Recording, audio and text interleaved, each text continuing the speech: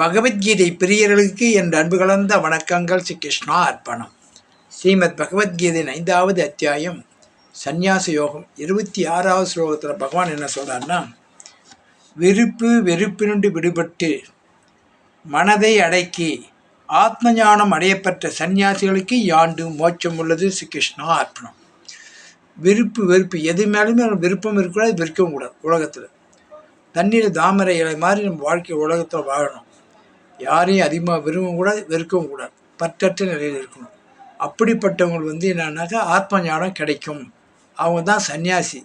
அப்பேற்பட்ட சன்னியாசிகளுக்கு மோட்சம் கண்டிப்பாக உண்டுன்ட்டார் பகவான். அதாவது உலகத்தில் வெறுப்பு யார் மேலேயும் கோவப்படக்கூடாது, ரொம்ப பாசம் வைக்கக்கூடாது. நெருப்பு கிட்ட போனால் சுடும், தூரம் போனால் குளிர்ன்ற மாதிரி மீடியமாக இருக்கிறது. அதாவது மோட்சம்னா என்னன்றது ஏற்கனவே நிறைய சொல்லியிருக்கு. மோட்சம்னா பிறவா நிலை. சொர்க்கம்னாக்கா புண்ணியம் இருக்கிற வரைக்கும் சொர்க்கத்தில் இருக்கணும். புண்ணிய கணக்கு முடிஞ்சோட மறுபடியும் பூலோகத்தில் பிறக்கணும்.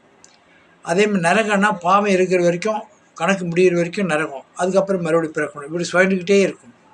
ரெண்டு சமநிலை அடையத்தான் 18வது அத்தியாயத்தில் 66வது ஸ்லோகத்தில் சொல்வார்.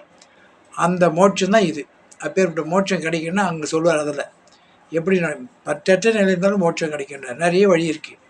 நம் பகவத்கீதை பின்பற்றாலே நம்மளுக்கு கண்டிப்பாக மோட்சம் கிடைக்கும். ஓம் சக்தி ஓம் ஓம் தத் சத் கிருஷ்ணா அர்ப்பணம்.